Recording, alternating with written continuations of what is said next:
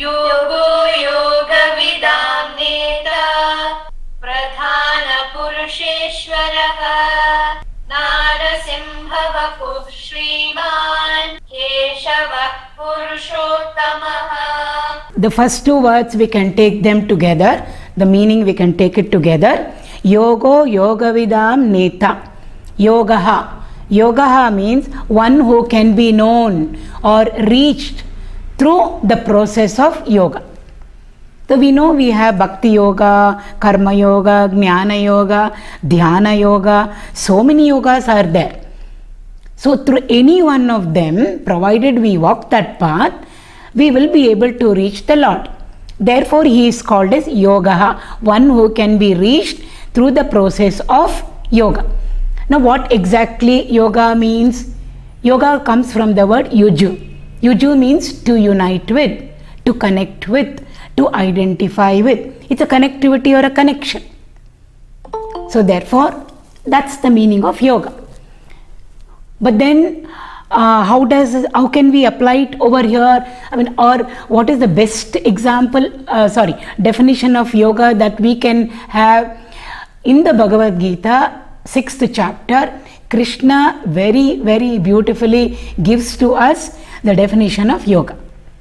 Very general, very universal, but very beautiful. So we can all ask, what is meant by yoga? Okay, we will practice yoga to reach the Lord. But what constitutes yoga? This yoga, that yoga, all are there. There are different means. But ultimately, what is yoga? So he says over there, Dukkha Samyoga Viyoga is called yoga. It's one of the best definitions that we can have for yoga. He says, Dukkha Samyoga Viyoga is called as yoga. Now we just see the meaning of that. We already know now, yoga means to connect with, to identify with. It's a bondage. Samyoga, when we add some to anything, it becomes complete, fully, sampurna. So, samyoga means to completely connect with, to fully engage ourselves with, to unite wholly. Not little, but completely and totally and entirely to connect with. Is called samyoga. Then he says, dukkha samyoga, he says. So we are all connected to, identified with, well rooted in, fully and completely and entirely with what? We are all, at this present moment, we are all connected with dukkha. Dukkha doesn't mean only sorrow or grief. Dukkha stands for all that which comes and goes, because dukkha is never permanent. Sukha dukkha there. So when dukkha is there, immediately sukha is there behind it. When sukha comes to us, dukkha is there behind it. Which means the realm of change. Dukkha comes and goes, sukha comes and goes, again dukkha comes and goes. Of course, in various degrees, various intensities, various ways, dukkha, sukha and dukkha come to us. Therefore, that word dukkha means the realm of change. Samsara it represents. Samsara itself means that which comes and goes, that which comes and goes, which means it stands for the realm of change. So we are all now dukkha samyogis, completely connected with, identified with, engaged with what? With samsara, with the realm of change. It's viyoga. Again, we know the meaning of yoga, to connect with, to identify with. Viyoga means to separate from, to get disidentified with, to disconnect ourselves with what? To disconnect ourselves with, or to disengage ourselves with, or to disunite ourselves with dukkha is called as yoga. Beautiful definition this is. So anything that we do in our lives, physically, mentally, intellectually, inside the house, outside the house, whichever field of activity we are in, wherein we are trying to disconnect with, do viyoga with what? With our dukkha samyoga, with our connection with identity. Connection means attachment. So we are always attached to samsara. Whatever we do to detach ourselves from samsara, is called as yoga, is what Krishna is saying over here. So therefore, any means which we can, that is why work is worship. In the Bhagavad Gita, Krishna is telling us that. He is saying every activity of yours you can divinize. Every karma of yours you can make it into a puja, into a worship, into a yajna. Which means it will benefit or it will align us to the spiritual path. So one who is reached through the process of yoga, yogaha, who is he? Bhagavan. He is yoga, and we walk also the path of yoga to reach him who stands for yoga. Yōgavidāṃ nētā. Nētā means leader. The one who is the senior most, the supreme most. Nētā also means one who guides. The political leader guides the destiny of a country. So Yogavit means one who are with yoga. Those who are doing yoga, whatever yoga. It can be Bhakti Yoga, Karma Yoga, Jnana Yoga, Dhyana Yoga, any Raja Yoga, any yoga. Whatever we are holding on to, but we should hold on to it properly. So Yogavit means one who is connected with yoga. For all of them, Yōgavidāṃ, all those who are connected with yoga and performing yoga, to reach him, for all of them, he will guide us.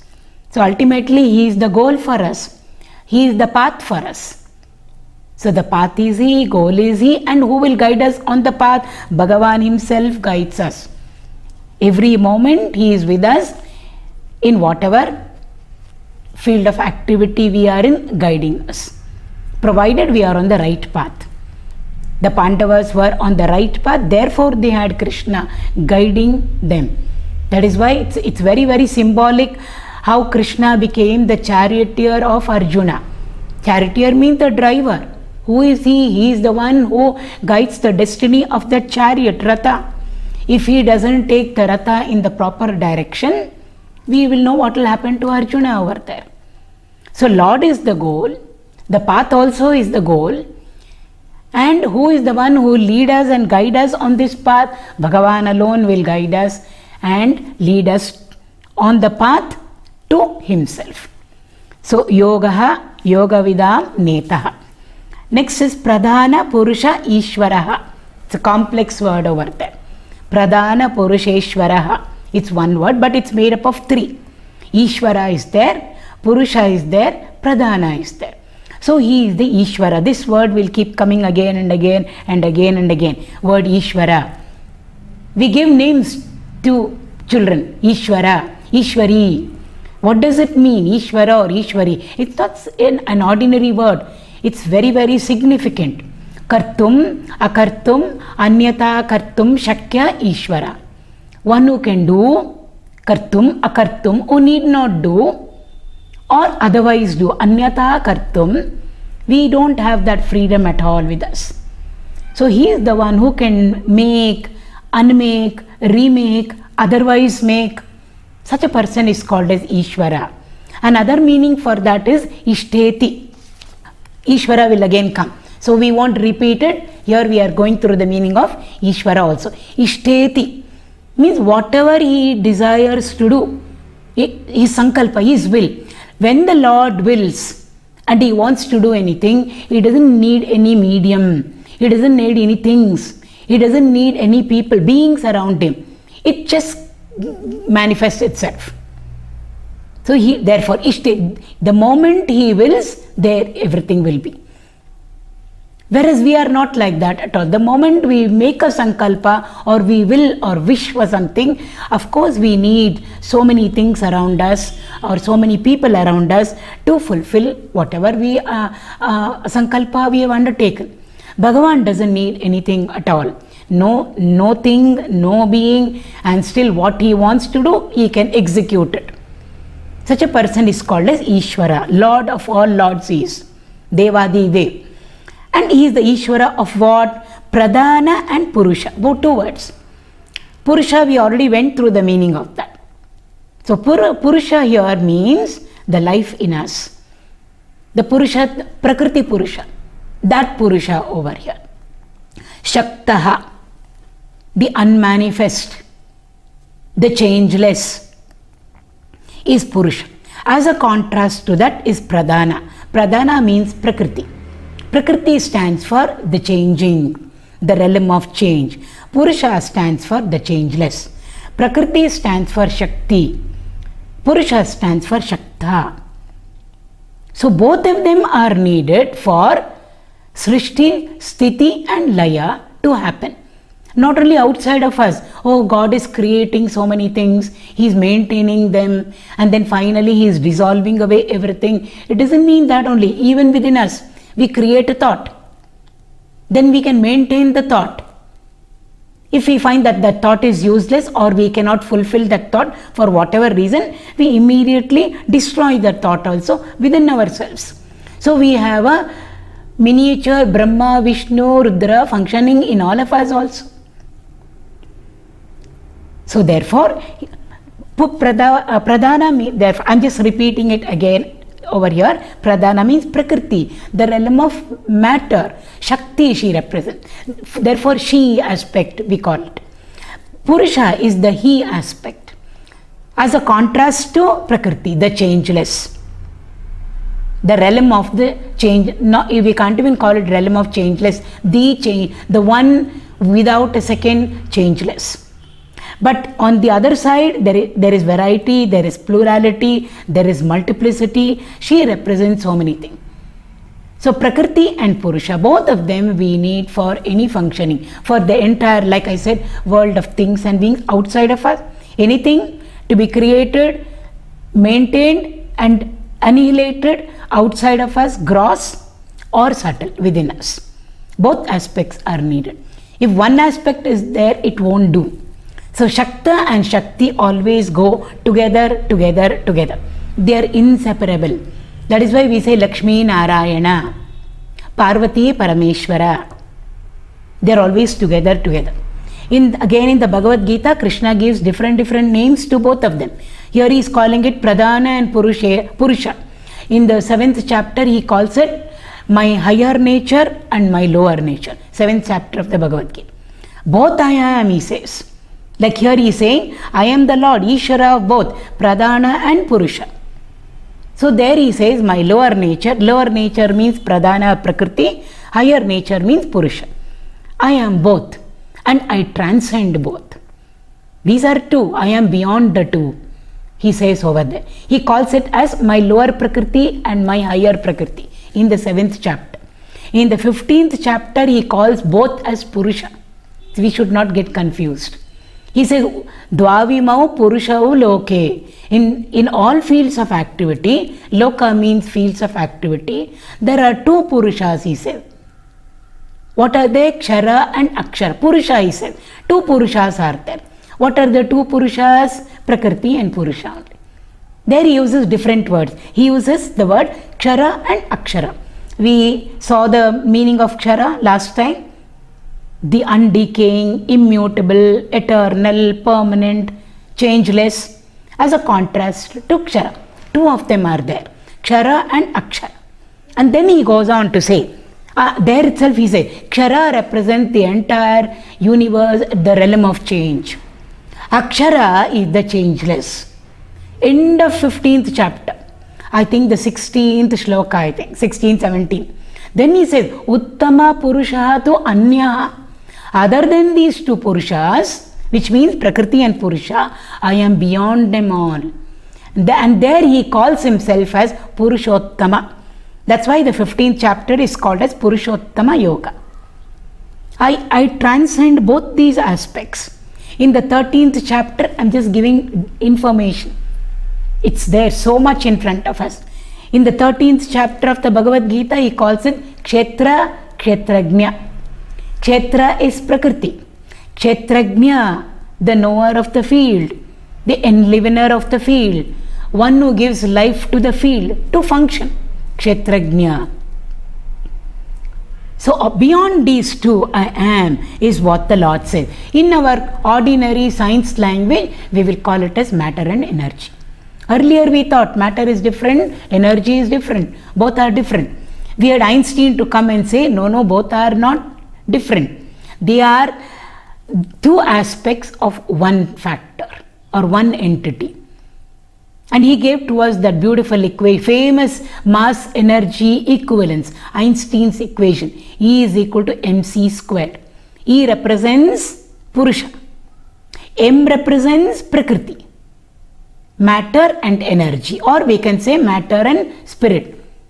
In the spiritual realm, we can call it as matter and spirit. Both of them are there. Both are not different. We thought they were different. Even in science, they say they are not different. They are two aspects of the same factor. What is that one factor? Even now, the physicist is trying to do research and discover. Not yet discovered. They still have not come to that. Why? They have to cross the threshold and move to the realm of Shankara, Advaita philosophy. They have not yet crossed the threshold. They put one leg this side and one leg that side. Therefore, they have come up to God particle. Even their God particle, Prakriti and Purusha only there. So very beautifully, therefore, over here, we can call Prakriti as Maya also. 7th chapter again, Bhagavan say, my divine power or Shakti is called as Maya. Very difficult to cross over her. What is Maya? Simple, our mind is Maya. But if my grace is there, if anybody approaches me, invokes me, sure, they will be able to cross over my Maya, he said. So we can call pradhāna as Prakriti, we can call it as Maya also. They are always together.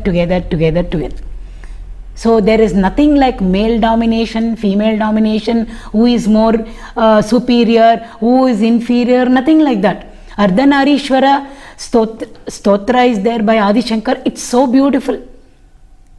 And he calls both of them by the same name, Shiva. Shiva, Shive or Shiva. Akara, Dirgha we put, it is feminine. Ikaranta, Akaranta, Strilinga. So in the same stotra, he calls both Prakriti and Purusha by the same name, Shiva and Shive. Opposite qualities. But at a very high level, in the spiritual realm, they beautifully align themselves. What looks impossible becomes possible. That's so stotra is phenomenal. There's a whole lot of science in it. So therefore, both of them are together, Ardhanarish, and exactly 50-50. No 75 and 25. Then we can sit and fight. Who is superior, who is inferior. Exactly 50-50. That is why in our tradition, any puja, any major event, function, auspicious function, both should be there. Husband and wife should be there.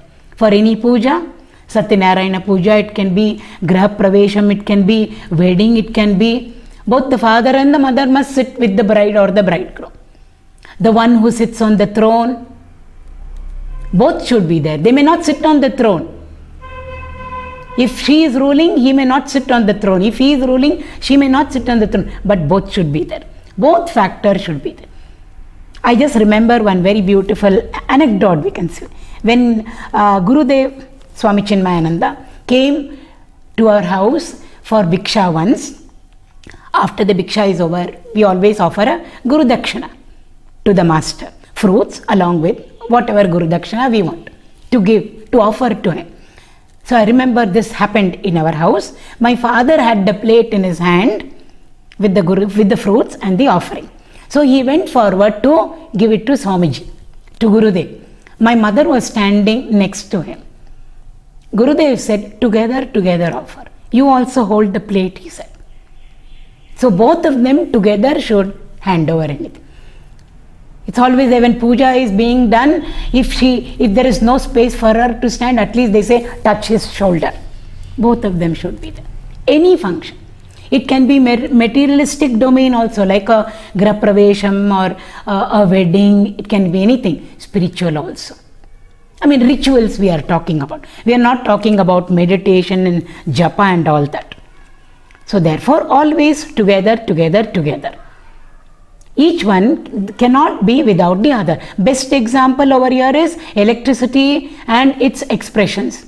Electricity is Purusha, the changeless. We can't have different types of electricity. Bangalore electricity, Mysore electricity, US electricity, Indian electricity. No. Electricity is one round the world. But we can't see it. We cannot connect with it. I mean, all that we can do is touch it, we'll get a shock. We know it's there, but it is unmanifest to us. We will never know what all it can do for us unless we have material electrical gadgets. So when the changeless, the unmanifest, electricity very powerful, with a 20,000 volts, don't touch, nothing is there. We can say, oh, nothing is there, I think I can touch it. What 20,000 volts? Where is it? I can't see it. But danger, they would have written there. So when this most powerful electricity, the one without a second, changeless, functions through the variety of electrical gadgets, it expresses itself differently.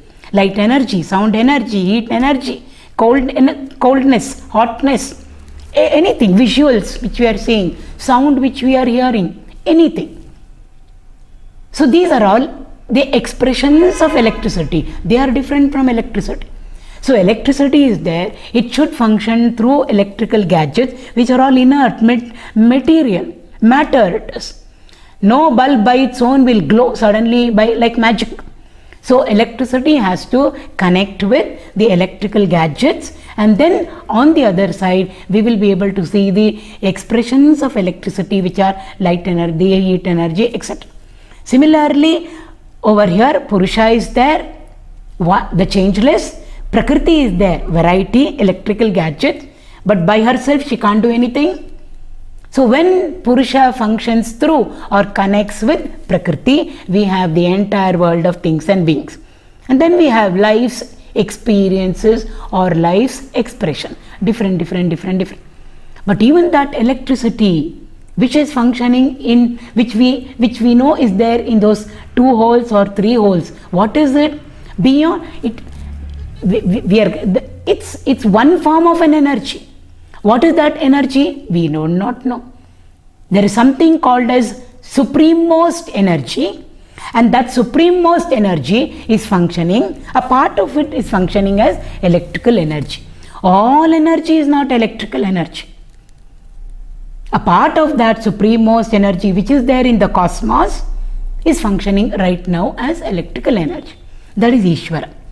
So therefore, pradhāna, purusha, Ishvaraḥ. And in the same shloka, the last word is, I think, puruṣōttamaḥ. We've already gone through that also. Kshara and akshara, Bhagavan said, Dvavimau purushau loke, ksharas chakshara evacha. I am there in every field of activity. I alone am there. I function as both kshara and akshara. My two aspects of myself. Uttama purushaha tu anyaha. Other than these two, the kshara and akshara, is me. Who is it? That Parabrahma Swarupa, which is realized, which a person enters into, only then we say he is a Jivan Mukta, that state of enlightenment. So that is called as Puruṣottama. Next word is nārasiṃhavapuḥ. Vapu means body, physical body actually it means. Narasimha means that Narasimha avatar that the Lord is talking about over here. First meaning, direct meaning. Even this, so the Lord who took up that form of half human, half lion to kill that terrible Rakshasa called Hiranyakashipu. Why? Because he was giving trouble to that his own little child, Prahlad. So we know it's a very beautiful story which comes in the Puranas, and we always feel it's all for children. Children's story, why should we go through it? Children's story for the children's level. But is there anything for all of us over there? There is so much to learn over there in this small little story itself. So just go through it a little bit. Every story or every illustration or incident that comes in our Puranas or in the Ramayana or in the Mahabharata, they have got so much to communicate to us. So it's not just a little story, a story for children. So Hiranyakashipu is there. Who is Hiranyakashipu? Hiranya means gold. Kashipu means one who is clothed in, wrapped up in. So Hiranyakashipu is one who is clothed in, wrapped up in what? Gold. Gold means what? Sheer materialism. Nastikatva is. He only revels in materialism. Where is God? No God over there. Then who is God? I am God, he said. So therefore, he is the one who said, no Narayanaya Namaha and all those. He told all his people, you must chant from today onward, Hiranyaya Namaha. Hiranyaya Namaha. Gold. Gurudev used to very nicely say, it means Goldaya Namaha. Goldaya Namaha. Or it can mean Dollaraya Namaha. Just making it easy. Sheer materialism. He wanted that. He said, I am God.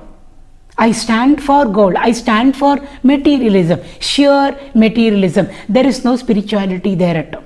And he wanted himself to be worshipped by everybody. As a contrast, his own son, what was his name? Prahlada. Ahlada means beautiful. See, even the names that come in all these stories have got so much to indicate to us. Ahlada means beautiful. Prahlada means Prakarshena Ahlada. Prakarshena means very unique, very special, masterpiece, designer piece. Which means he was so beautiful, uniqueness was there, speciality was there. What beauty are we talking about? The beauty of the spirit we are talking about. Not the physical body. He is an 8-year-old, 9-year-old child. He must have been very beautiful to look at also. But the inside was so beautiful. Why? He had a guru like Narada. Narada word comes from the means to give. Nara, the Narasimha. We'll come to that one. Nara means mukti. We make a cartoon out of Narada sometimes. We shouldn't be doing that. Oh no, he creates trouble. No, he doesn't create trouble. All that he wants to do is take us, all of us to the Lord. Whatever be the method, never mind for him. But ultimately everything will turn out good because it's Narada who is doing it. If we try to do something, ultimately nothing will turn out good. But it's Narada who is doing it. That's why again in the 10th chapter of the Bhagavad Gita, Bhagavan says, Devarshinam Narada Aham. Amongst the Devarshis, Arjuna, I am Narada, he says. So we find Narada moving around, in and out of all the stories, illustrations, incidents, so beautifully. Gurudev used to say he has a diplomatic visa. He can come, go anywhere. And what is he doing? His main job is to make us all walk the right path. Why? Narada he is. He wants to ultimately give mukti and moksha for all of us. That is why his name is Narada. So Narada was the guru of Prahlada. So when he was in his mother's womb, Narada was teaching her. But she went off to sleep. Who was listening to all his instructions? Prahlada was listening to it. Where? In her womb. Prenatal education. Science has now proved it. Long ago it was there. By the way, it has been, it's just been mentioned in our Puranas. Which means they knew everything. They didn't even have to highlight it. Because everybody knew about prenatal education. So Prahlada was like that. And so for him it is Narayanaya Namaha. For Hiranyakashipu it is Hiranyaya Namaha. He said, say Hiranyaya Namaha. He said, sorry. And look at the problem and the challenge over there. He's so small. This one is a huge monster. Giving trouble. Solid trouble. And where is the trouble? It is inside the house. If it's outside the house, we can come back home. If friend is giving trouble, somebody is giving trouble, relatives are giving trouble, we can cut off from them. For him it is his own father. These are all messages and lessons for all of us. Trouble always starts within the house. Not outside we know how to manage it. And when the trouble is from an elderly person, Pitrudevo Bhava, how to handle it, Prahlada is teaching us. That was what Arjuna's problem also was. Drona, Bhishma are there, Krishna, fit for worship. How can I kill them? Was his problem.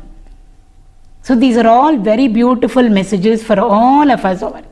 So father, first of all, an elderly person, father, and the trouble was inside them.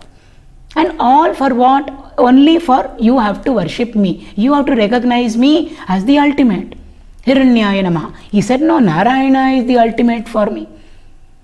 Change, I will not change. Compromise, I will not compromise. So small little things, we know how we all compromise. Leave alone others. Those who are at a bigger, higher level will compromise at a higher level. We also compromise. Small little things we compromise. We shouldn't be doing it. Loyalty is very, very important. So therefore he never compromised. Therefore we know what he went through. Even one of those trouble had come to any of us, little bit we would have compromised. What all he went through. We won't go through the story part. Hiranyakashipu tried everything possible to destroy Prahlad. Materialism tried all its best to destroy spiritualism in the form of Prahlad. So it's not the size that matters over there. Small, Prahlada is small, no. He is big within, he is large within. Dasaru writes about Krishna. Chikkavanivanalla sikkade odi hoguvanu. Don't say he is so small, baby is, where will he run? By the time he runs up to the door, I'll catch him and put him over here and tie him up. Chikkavanivanalla sikkade odi hoguvanu. Those who are in the realm of spirituality, size doesn't matter, weight doesn't matter, age doesn't matter, gender doesn't matter, anything, nothing matters. They are larger than life, is what Prahlada is trying to indicate to us. So his uncompromising, absolute surrender to the Lord, his love, his bhakti, his shraddha, everything we know. And finally we know what happened. He said, where is that hurry of yours? Every moment somebody seems to be protecting you. I want to know. Where is that hurry of you? He is all pervading. Is he in the pillar over here? Yes, he is there. If he is all pervading, he has to be in the pillar also. And look at the boon he had asked. He thought, I am invincible. I have reached the state of immortality by asking the boon. In the very boon that Hiranyakashipu asked lies the cause of his death also, which he did not realize. In the very boon that he asked is the cause of his death, hidden over there, unmanifest over there. He couldn't see because he is all covered up, arrogance over there. So is he there in the pillar? Yes, he is there. Bhagavan had to manifest himself and make sure that everything is taken care of. Prahlada is taken care of, protected, looked after, and the tyrant also is destroyed, and without crossing the line drawn by his own boon, whatever he had asked. Lord had to look after everything and do what he is supposed to be doing at that time. That is why we have that half man, half animal representation over there, personality over there, Narasimha, and we know what happened. So this is the avatara that is being mentioned over here, Nārasiṃhavapuḥ. I remember one very nice, it was a question and answer session with Gurudev. So somebody asked him, I'm talking about the early 90s. So somebody said, in the world a lot of corruption is going on, this is going on, violence is going on, nothing is okay, and therefore don't you think Lord must descend, this is the right time for him to come, appear as an avatar? Why? He has promised it in the Gita, that whenever dharma goes down and whenever adharma comes up, sambhavami yuge yuge, I shall come, now and then, time to time I will come. He has promised. So Bhagavan's promise is not an empty promise. Don't you think, Gurudev, this is the right time for Bhagavan to appear in any avatar? Very nicely he said no. Everybody was shocked. We are talking about those days. Now we are in 2022. We know how adharma has increased in leaps and bounds now. So he said no. What did Bhagavan say? He said, when dharma is persecuted by adharma, and when that dharma doesn't compromise, then I will come to protect that dharma. But now what is happening? He said, show me dharma. He said, show me where dharma is. It is all different shades and levels of adharma. So both of us, two of us, just giving an example. It is not dharma and adharma. It is adharma She is also an adharmi. I am also an adharmi. Only thing is we are wearing in our adharma. That's all. Shades of grey. If black and white are there, yes, Lord will come. But we are all shades of grey. All of us are adharmis only. So who is giving trouble to whom? More adharmi person is giving trouble to less adharmi person. More adharmi person who is doing more adharma is giving trouble to a person who is doing less adharma. But both are adharmis. So Gurudev pointed out there and said, did Krishna say that I will come when adharma is persecuting adharma? No. He said he will come when adharma is persecuting dharma.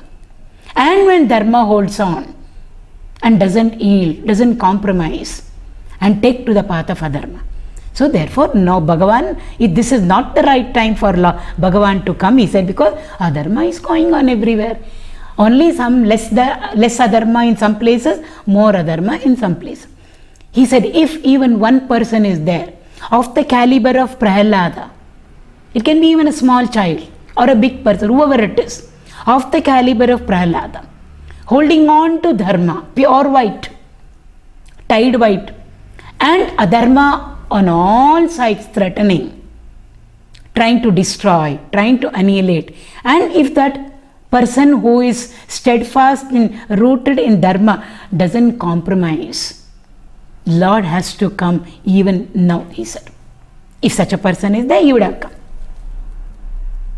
So that's the meaning of dharma and adharma and their. So nārasiṃhavapuḥ, the direct meaning we have seen, it represents Narasimha avatar. Another meaning for this, Simha means dharma. When we reverse it, it will become himsa.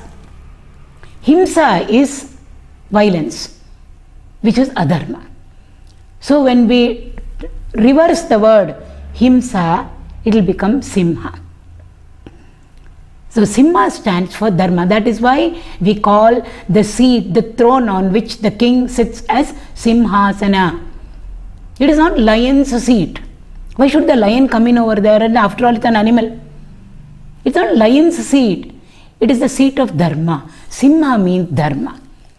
So there is enormous responsibility on the person who is seated on the seat of dharma. Gurudev again said, now we know all are sitting on the seat of adharma. Simha asana, no. Himsa asana, everybody is sitting on. So therefore, Simha over here means dharma. Nara means waters. There are so many meanings. So therefore, Narasimha, when we add it together, it becomes waters of dharma. What is water of dharma mean? Water means what? Water is the substratum. It is a life element in all of us. From the waters, land rose. When waters are there, alone creation is possible. Even when we were all born, before we were born, we were all moving around in a fluid medium. So waters always stand for the foundation, the substratum, just before creation, the basis. Water stands for that. So Nara. Therefore, when we put both the words together, Narasimha, waters of dharma means over there, Nara means the changeless, the substratum, the foundation, the adhisthana of what? Of dharma.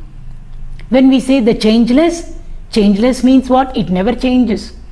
Means Sanatana, most ancient. So that whole word over there, Narasimha, becomes Sanatana Dharma. That's the meaning that we can churn out of this word. That's the beauty of Sanskritam. Every word over there, the more we go into it, the more we rub sandalwood, the more the fragrance will come out. Similarly, the more we go into the Sanskrit word, it's called a Devanagari. Daivatva means divine, auspicious. Nagara means city. We roam around. I roamed around only one, therefore I could see only this much. No, roam around some more. You can see more things. You anyway come over here sightseeing. So Devanagari. to roam around and roam around and roam around in this beautiful divine surroundings made up of all these aksharas will yield to us more and more and more and more. The fragrance, the beauty, the meaning. I already said 100 meanings are there for each word. So, nārasiṃhavapuḥ. It represents for us, what does Narasimha stand for? Narasimha stands for the Sanatana Dharma. He stands for that Dharma which was, which is, and which shall continue to be. We are not talking about our Vyavahara Dharma over here. That Sanatana Dharma is indicated by this word Narasimha, śrīmān, Lord of Shri. The meaning is very, very simple. Lord of Shri. Who is Shri? We say Lakshmi. We always associate Shri with feminine. Shri Lakshmi, we say. So therefore, Lord of Lakshmi is śrīmān. Who is Lakshmi? Lakshmi is not only money giving to us is her job. That is one aspect of her. Dhanalakshmi is one aspect of her. She has got so many, all capacities, capabilities, abilities, assets we have. All are Lakshmi only. Shakti she represents over there. All wealth, character is wealth, conduct is wealth, values are wealth, strength is wealth. Our children are our assets. Santana Lakshmi, courage, Dhairya Lakshmi, Vidya Lakshmi, knowledge, Dhanya Lakshmi, the food that we eat, food Lakshmi, Sangeet, assets, art forms, Sangeeta Lakshmi, Nritya Lakshmi. Everything is Lakshmi only. The Lord of all of them, all Shakti, the master of that is Shakta.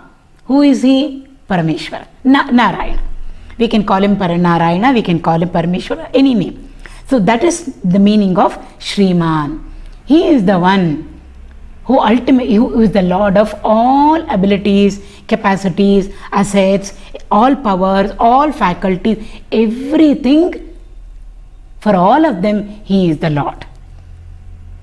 So therefore, even that word Shri, that's why the word Shri is also very powerful. So if Om cannot be, the equivalent of Om is Shri. Om, A, U, Ma, made up of 3 matras. Very, very powerful when the 3 of them combine together. It gives us Om. Om vibrations are very powerful. Similarly, Shri, Sh, R, E, 3 matras combined together give us Shri. That is why sometimes as an alternative to Om, Shri is used. Both are equally powerful, equivalent they are. This represents the He aspect, this represents the She aspect. So śrīmān, Lord of Shri, all Shri, he is the Lord, boss, śrīmān. Kēśavaḥ, Kesha plus Va. One who has got beautiful, beautiful, curly, thick black locks of hair, Krishna. He says to his mother, make my hair very beautiful, tie up my hair beautifully. I want it better than my Balarama's. There are songs also on that. And after that, I want jasmine, flowers around it, this flower around it, Kanakambra flowers around it. Krishna knows how to deck himself up very beautifully and come out. He is like that. So Kēśavaḥ, one who has got beautiful curly locks of hair, therefore he is called as Kēśavaḥ. Another meaning is one who destroyed the demon called Keshi. Therefore he is called as Kēśavaḥ. Klesha.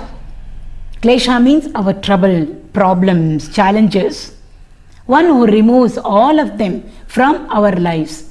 He is also called as Kēśavaḥ. So Kēśavaḥ, puruṣōttamaḥ, we have already gone through the meaning of that when we did pradhāna, puruṣēśvaraḥ.